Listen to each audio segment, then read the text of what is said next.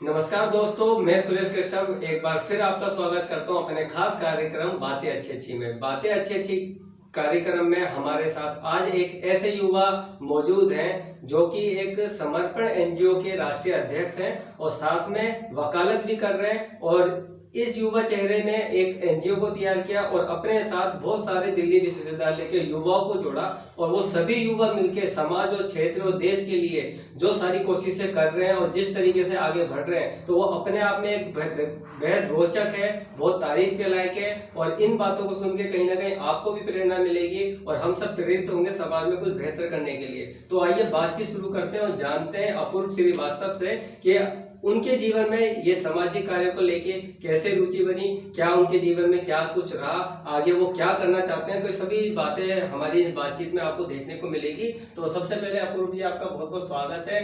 तो हमारे दर्शकों के लिए सबसे ज्यादा जरूरी ये जानने की है कि आपका जो जीवन रहा है अब तक का, तो एक संक्षिप्त में जीवन परिचय अपने बारे में, आपने क्या किया, कहाँ किया, कैसे किया, बचपना कहाँ रहा, तो इस सब बातों को लेकर संक्षिप्त परिचय दीजिए। मैं बचपन से तिमारपुर एरिया में पला बड़ा हूँ, तिमारपुर एरिया में रहा हूँ। और इसके साथ साथ मेरी स्कूलिंग जो है स्कूलिंग हुई। फिर स्कूलिंग टाइम पे स्कूलिंग भी यहीं दिल्ली की हुई है, ठीक है। दिल्ली से हमारी स्कूलिंग हुई, दिल्ली विश्वविद्यालय से मेरी पढ़ाई हुई, ग्रेजुएशन हुई। फिर मेरी पोस्ट ग्रेजुएशन इन लॉ हमारी CLC कैंपस लॉ सेंटर। और इसके साथ साथ इसके बीच मैंने समर्पण जो है हम लोगों ने फाउंड किया, हम लोगों ने समर्पण को बनाया और इस सोच से बनाया कि हम एक चेंज ला पाएँ। Step for change and initiative of समर्पण एक बदलाव का एक पहल था, बदलाव का एक पहल ही है, ये चल रहा है। और इसमें हमने क्या करा, इसमें हम जगह जगह जो लोग हैं उनको लिटरेट करना और लिटरेसी प्रोवाइड करना।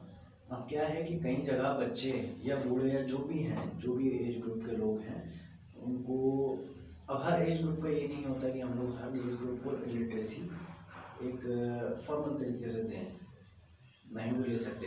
तो हम उसमें क्या करते हैं, उसमें हम लोग उनको प्रैक्टिकली नॉलेज के साथ साथ उनको बनाते हैं, पढ़ाते हैं, बताते हैं सारी चीज़ें। और इसके साथ साथ हमारे साथ जो जुड़े हैं दिल्ली विश्वविद्यालय के, मोस्टली दिल्ली विश्वविद्यालय के युवा जुड़े हुए हैं, जो कि जैसे आप सुनेंगे हंसराज कॉलेज है, करोड़ीमल कॉलेज है, अपना कैंपस लॉ सेंटर की हमारी टीम है हम। और इसके साथ साथ SRCC है, इनेक्टर्स सोसाइटीज़ हैं, कनेक्टिंग ड्रीम, ऐसी काफ़ी तरीके की सोसाइटीज़ हैं। हमारी सिविल सोसाइटीज़ जो हैं वो हम लोगों से हम लोग जुड़ के हम लोग काम करते हैं। पूरे ऑल ओवर दिल्ली में हम लोग एक कैंपेन कर रहे हैं, काम कर रहे हैं। और इसकी प्रेरणा है मुझे काफ़ी टाइम से मिलती आ रही है, क्योंकि मैं इस माहौल में रहा हूँ कि वहाँ पे सोशली डिवोट रहते हैं। हमारे इधर घर में, हमारे घर में हमारे लोग पिताजी हैं, वो भी सोशली डिवोट रहते हैं। पहले से वो, जब वो यंगेस्ट लीडर रह चुके हैं अपनी, जब वो यंग थे तो एक वो लीडर थे, वो सोसाइटीज़ और समाज के लिए ही करते थे काम। जितना भी काम होता था वो सोसाइटी समाज के लिए ही अपने आप को डिवोट करते थे। वो कहते थे नहीं यार, हर कोई इंसान अपने घर में बैठता है, सब कुछ करता है, तो अगर कोई एक डेवलपमेंट के लिए अगर काम करे, जिस चीज़ की रिक्वायरमेंट हो, जो नेसेसरी चीज़ें हों, वो तो एग्जैक्टली होनी ज़रूरी है और किसी न किसी को तो आगे बढ़ना ही पड़ेगा। लेकिन अपूर्व जी, देखने में आता है, अमूमन देखते हैं कि जो हमारे युवा होते हैं वो अपनी शिक्षा को लेके रहते हैं, अपने करियर को लेके रहते हैं, आगे कुछ करते हैं। आप वकालत कर रहे हैं, लेकिन जिस तरीके की बातें अभी आपने बताई है, तो एक बहुत गंभीरता के साथ हम इन विषयों की बात कर रहे हैं। तो किस तरीके से आप इस चीज को, क्योंकि जब इंसान अपना करियर बनाता है, युवा पढ़ाई लिखाई में आगे जाना चाहता है, पैसे कमाना चाहता है, नाम फेम कमाना चाहता है, लेकिन आप कहते हो कि मुझे देश के लिए कुछ करना है, लोगों के लिए कुछ करना है, तो इस तरीके की चीजें कैसे आप में बनी? देखिए, नेम फेम और आपकी जो सक्सेस है वो भी आपके साथ होगी, लेकिन आप जो काम कर रहे हो वो आप काम करते जाओ। कभी भी आपने देखा होगा, टीम वर्क सबसे बेटर वर्क होता है। अगर आप अकेले कुछ चीज़ खींचोगे वो नहीं खींच पाएगी। अगर आप सबको साथ में लेके खींचोगे उस चीज़ को, तो आराम से खींचेगी, आराम से वो चीज़ आएगी, स्मूथली होगी। तो क्या है कि अगर हम जहाँ रह रहे हैं उस चीज़ को अगर अच्छे से रहन सहन लेके आए, मतलब ये रहन सहन का मतलब ये नहीं कि घर के अंदर ही चार दीवारी में आराम रह रहे हैं, वहीं उसी चीज़ को ठीक करें। हमारा घर क्या है, हमारी सोसाइटी है, हमारी सोसाइटी सबसे पहले हमारा घर है। हमारा घर तो हमारा घर है ही, उसको हमने कर दिया। फिर बाहर जब हम निकलते हैं तो हमारी सोसाइटी भी हमारा घर होता है।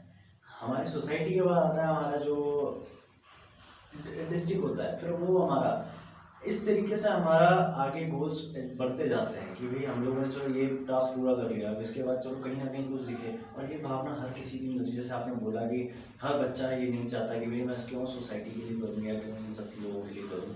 मैं अपने में खुश हूँ, खूब सारा पढ़ाई करते हैं, अपना घर में बैठते हैं, पैसा कमाते हैं, सब चीज़ें तय सेटल करते हैं। ये भी चीज़ें अच्छी हैं, पर हर किसी की सोच एक जैसी नहीं होती। हर कोई चाहता है कि यार, हर कोई ऐसा नहीं होता कि सड़क पे पड़े हुए व्यक्ति को उठा के वो मदद कर दे। कुछ कुछ ऐसे भी होते हैं, सड़क पे पड़े हुए व्यक्ति को देखते हैं ना, वीडियो बनाते हैं जी, ऐसे ही होता है। तो हाँ, कुछ लोग हैं जो मदद करते हैं, एक्चुअली में एक्चुअली दे डू। तो वही है, वही चीज़ है कि कुछ लोग होते हैं तो उन लोगों को ढूंढना बहुत मुश्किल होता है, तो उन लोगों को वही ढूंढ पाता है जो वैसा होता है। तो कुल मिला के आपकी जैसे टीम के बारे में बात करें तो बहुत सारे दिल्ली विश्वविद्यालय के बच्चे जो आपके साथ जुड़े हुए हैं, आप खुद थे तो आपको ऐसी एक टीम मिली कि बहुत बड़ा युवा आपके साथ जुड़ा हुआ है और इन सब काम में सारी अच्छे तरह से भागीदारी कर रहा है, तो बड़ी आसानी से मिल गया आपको? आसानी से कैसे मिल गए हैं कि हम एक सिविल सोसाइटी कॉलेजेस में से हम एनएसएस में जुड़े हुए थे। एनएसएस के बाद हम लोगों के पास एक ऐसा, एनएसएस एक ऐसा होता है, नेशनल सर्विस स्कीम्स ऐसी होती है कि उसमें हमें सोसाइटीज़ को लेके कुछ काम करने होते हैं और उसमें हमें सिखाया जाता है कि भाई सोसाइटी के हम कैसे डेवलपमेंट में हम अपना भाग दे सकते हैं। तो वही चीज़ें हैं। और मैं खुद नहीं, मेरी पूरी जो टीम है, जो यंगस्टर्स टीम है और पूरी समर्पण की जो टीम है, समर्पण ग्रुप की जो टीम है, वो अच्छे से लगी हुई है। और वो ऐसे लोग हैं, ऐसे कि वो चाहते हैं कि हम लोग एक चीज़ें करें उन लोगों के लिए। जैसे अभी बीच में हेल्थ हाइजीन पे भी हम लोगों ने कुछ सेमिनार्स करे हैं, मेडिकली हम लोगों ने करा है। ठीक है, हम लोग कुछ ना कुछ करते रहते हैं, हॉस्पिटलिटी से रिलेटेड है, एजुकेशन से रिलेटेड है। फ्री लाइब्रेरी अभी हमने सेटअप की थी सारी क्लस्टर्स में, सब जगह। मतलब किसी न किसी तरीके से कोई ना कोई टीम का जो एक बंदा है या जो हमारे टीम वॉलंटियर्स हैं, मेंबर्स हैं, वो कुछ ना कुछ सुझाव देते रहते हैं कि सर ऐसे कर सकते हैं। मैं कुछ सुझाव दे देता हूँ तो कहते हैं हाँ सर ये अच्छा होगा, या मैं उनसे कुछ पूछता हूँ कैसे हो पाएगा या कैसे अच्छा होगा, तो वो अपना सुझाव देते हैं। तो जुड़े हैं और काफ़ी हम लोग कर रहे हैं आगे।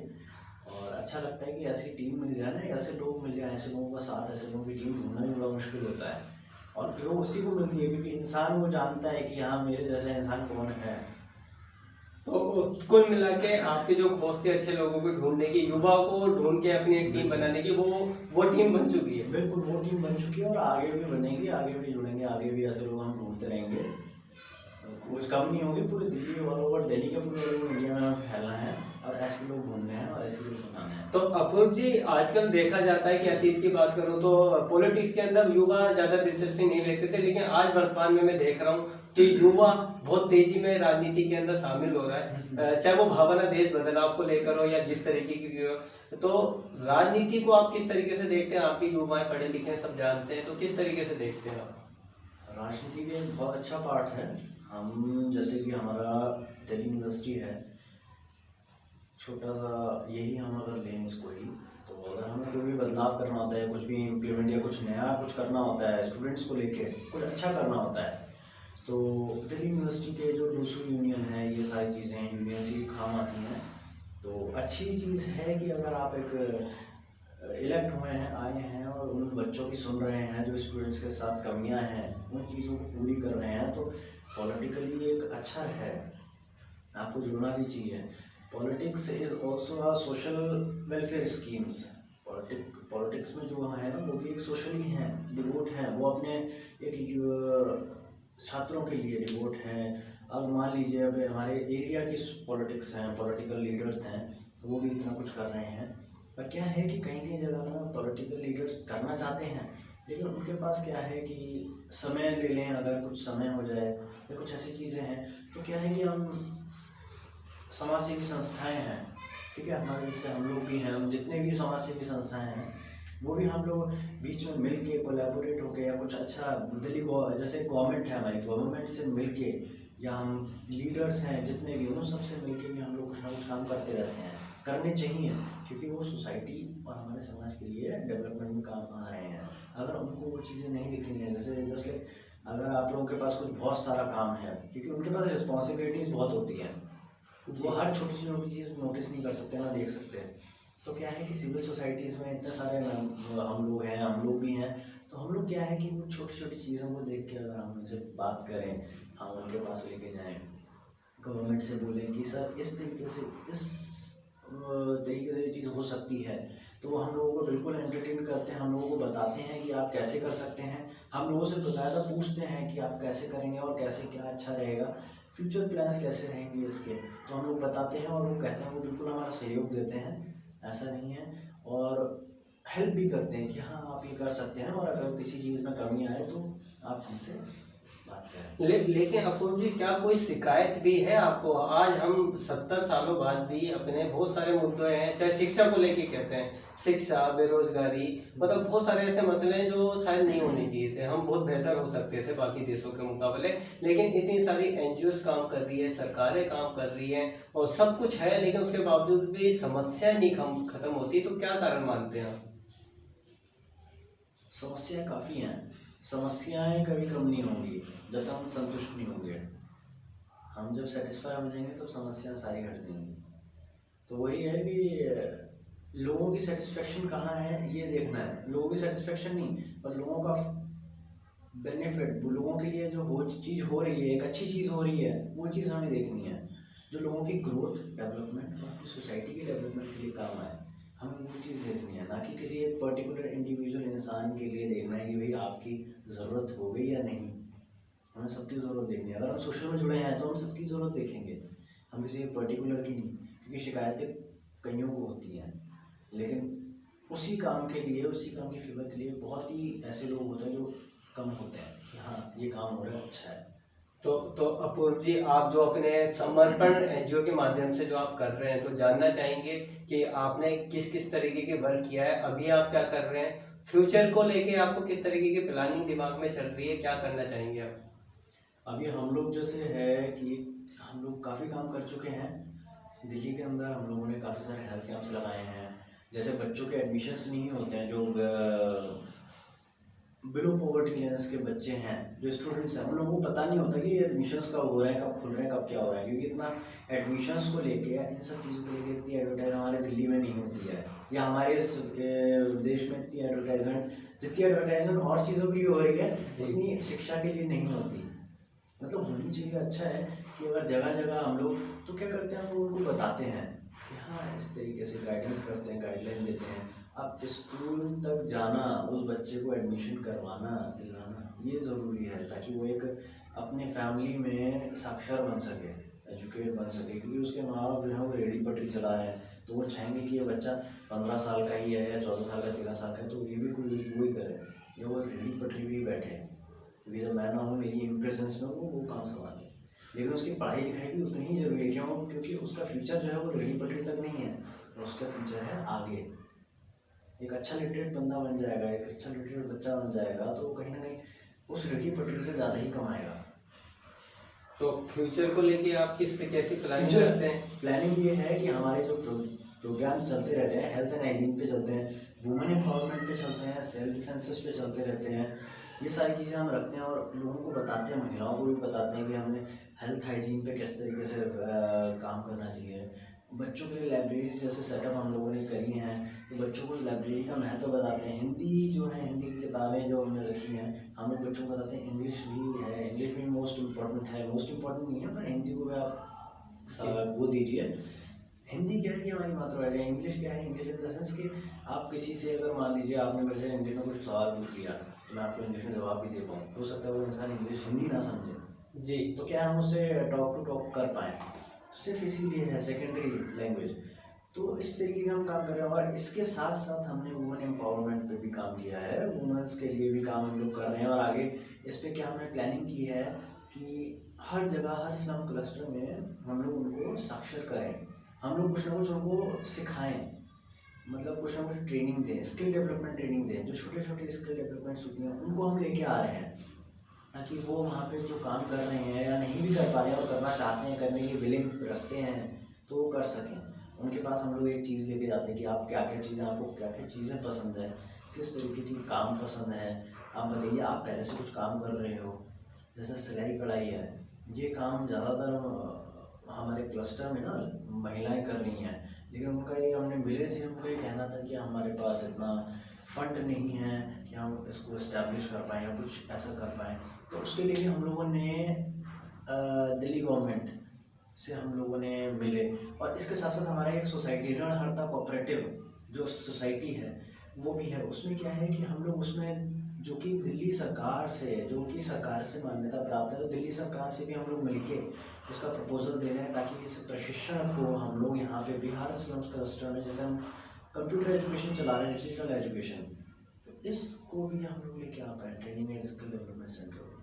तो आप जिस तरीके के ये कार्य कर रहे हैं, तो क्योंकि समय का अभाव जरूर रहता होगा, क्योंकि आप एक वकील भी हैं, तो किस तरीके से वकालत प्रभावित नहीं होती इन कामों की वजह से? इसमें प्रभावित पड़ता तो नहीं, लेकिन क्या है कि मेरा जैसे शेड्यूल रहता है, मैं सुबह से लेकर के, जैसे अभी में लॉकडाउन चल रहा है, तो लॉकडाउन में क्या है कि कोर्स हमारी, लॉकडाउन भी खत्म हो चुका है, अनलॉक हो चुका है, सारी चीज़ें। जब तक लॉकडाउन था तब तक कुछ काम ही नहीं चल रहा था, अब अनलॉक हो गया है। अब पेंडेमिक जो कोविड का सिचुएशन चल रहा है, कोविड सिचुएशन देखते हुए कोर्स जो है, मोस्टली कोर्स जो है वो ऑनलाइन चल रही है। तो जब होता है 2 o'clock तक मैं वहाँ पे कोर्स में रहता हूँ। कोर्स से जैसे ही फ्री होता हूँ 2 या 3 बजे, तो मैं अपने सेंटर्स पे आता हूँ। सेंटर्स पे आके हम लोग अपना ध्यान देखते हैं, हम लोग क्या कर सकते हैं क्या नहीं।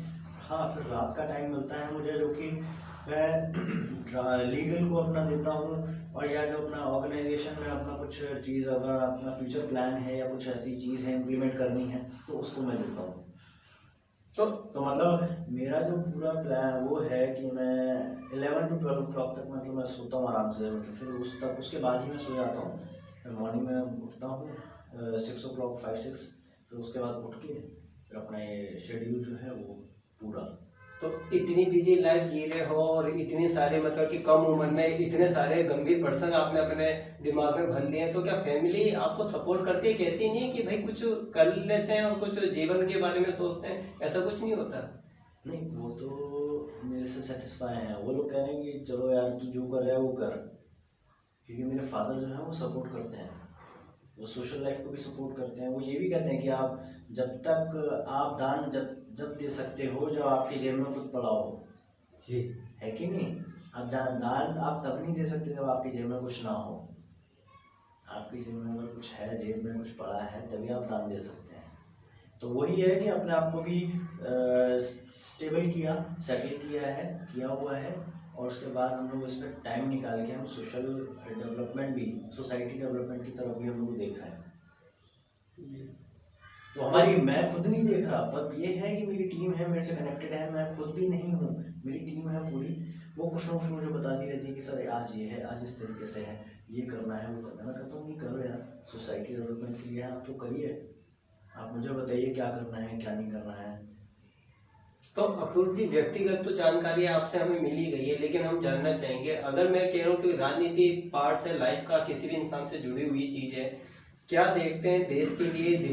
दिल्ली में आप हैं, तो दिल्ली के अंदर भी एक सरकार है जो अपना एक अलग मॉडल लेके चल रही है, देश में केंद्र सरकार है वो अपना एक मॉडल लेके चल रही है, अब युवा हैं, शिक्षित है, क्या कहना चाहेंगे इन सरकारों के लिए? क्या देश सही राह पे बढ़ रहा है आगे? देखिए, गवर्नमेंट तो अपना काम कर रही है, दिल्ली गवर्नमेंट हमारी काफ़ी अच्छा काम कर रही है। अच्छा है, वैसे तो काफ़ी काम कर रहे हैं। देखिए, एफर्ट्स सभी कर रहे हैं, एफर्ट्स हर कोई करता है अपने सोसाइटी, अपने एरिया को बेटर करने के लिए। हर कोई चाहता है कि मेरा अदर स्टेट से बेटर परफॉर्मेंस मेरी हो। जी, हर कोई चाहता है कि मेरे से बेटर परफॉर्मेंस, उससे बेटर परफॉर्मेंस मेरी हो। तो कर रहे हैं हम लोग। सेंट्रल अभी जैसा मैंने देखा था कुछ टाइम पहले की बात है, प्रकाश जावड़ेकर जी है जो है हमारे मिनिस्ट्री ऑफ ब्रॉडकास्टिंग में है, उन्होंने एक चीज़ अभी लेके आए थे कि आप कोई जो भी चीज़ फेस्टिवल्स करने हैं, जो भी आप पिक्चराइजेशन करनी है, जो भी चीज़ आपने करनी है, तो आप easily you can do easily, मतलब सबमिशंस जो हैं आप इजीली कर सकते हैं सारी चीज़ें। जस्ट परमिशंस भी लेनी है, अगर आपको किसी भी चीज़ की, किसी भी काम की, किसी भी उसकी परमिशंस लेनी, तो आपको एक ऑनलाइन पोर्टल दे दिया है, घर बैठे बैठे आप काम कीजिए। गवर्नमेंट ने काफ़ी अच्छा निकाला है, ऑनलाइन स्कीम्स हैं। उस पर और बेहतर क्या करा उन लोगों ने कि इंटरनेट सर्विसेज जो हैं वो फास्ट कर दिया। अगर घर बैठे बैठे हम लोग कवर कर रहे हैं, उस चीज़ को काम कर रहे हैं, तो इंटरनेट स्पीड क्या है वो स्लो होती रहती है, पड़ोसियों में उसको बूस्ट कर दिया गया है, काफ़ी चीज़ें उसमें बदलाव लाए गए हैं। तो गवर्नमेंट भी काम अच्छा कर रही है, बहुत बढ़िया कर रही है। उन सारी जो प्रोसेसिंग है, जो कंप्यूटर जैसे आप डिजिटलाइजेशन लेके आ रहे हैं, अच्छी चीज़ है, डिजिटलाइजेशन होना चाहिए। उससे क्या है कि सेफ है, सिक्योर है, और उस पर काम भी कर रहे हैं ताकि ईच एंड एवरी स्टूडेंट, या हमारे सेंटर पे ही ले लें, हमारे सेंटर के जो पेरेंट्स हैं वो ऑनलाइन सब कुछ कर सकते हैं। जैसे हम लोग कोलैबोरेट भी हैं, इलेक्शन कमीशन ऑफ इंडिया से भी हम लोग काम कर चुके हैं। दिल्ली गवर्नमेंट जो आपकी सोसाइटी है, जो लेबर डिपार्टमेंट है, इन सब के साथ जो कि विकलांगता वालों के लिए काम करते हैं, डिसेबल्ड पर्सनस के लिए, इनसे भी। तो इन लोगों ने भी क्या करा है, वो लोग यूज़ नहीं कर पाते हैं चीज़ें, पहले नहीं कर पाते थे क्योंकि उनको ये पता नहीं था how to file, how to upload the documents, ये सारी चीज़ें उन लोगों को नहीं पता थी। तो उन लोगों को बताई, धीरे धीरे उन लोगों को समझ में आया कि हाँ, इसका हिंदी का भी एक वो है, उर्दू का, ये हिंदी में भी हम लोग इसको कर सकते हैं, देख सकते हैं। तो इजीली रीड करते हैं, ऑनलाइन कर रहे हैं चीज़ों को अच्छे से।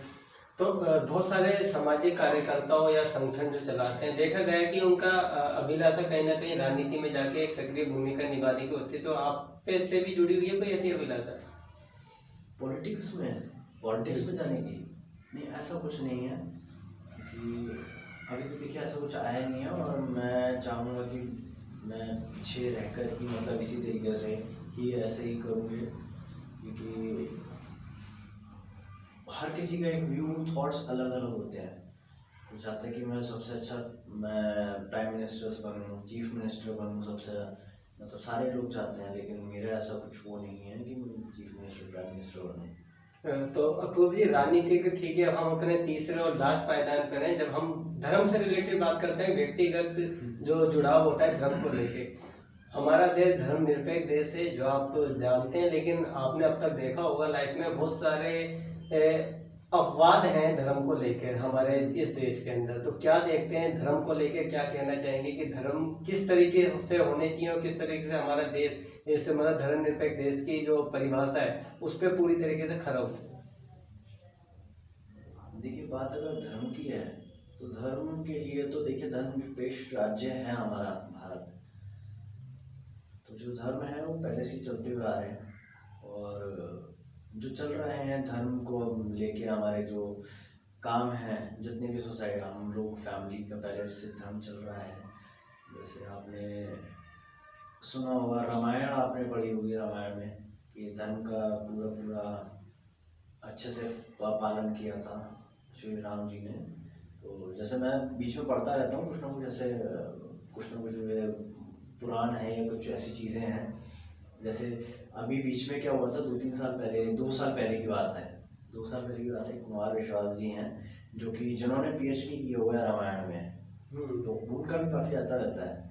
तो उनसे भी मैं मिलता रहता हूँ, तो वो भी काफ़ी, जब मैं मिलता हूँ ना, तो उनसे ये बात होती है ऐसा, तो मैं पूछता हूँ कि क्या क्या चीज़ें और कैसे आपने किया। तो वो बताते हैं कि कहते हैं कि हमारे जो पहले के पुराण लिखे हुए थे, आज की लाइफ में ना वो चीज़ें अगर आप पढ़ोगे ना डीपली, जैसे गीता है या कुछ चीज़ें हैं, कुछ भी चीज़ है, तो आपको सोल्यूशन इजीली मिल जाएंगे आज के लिए।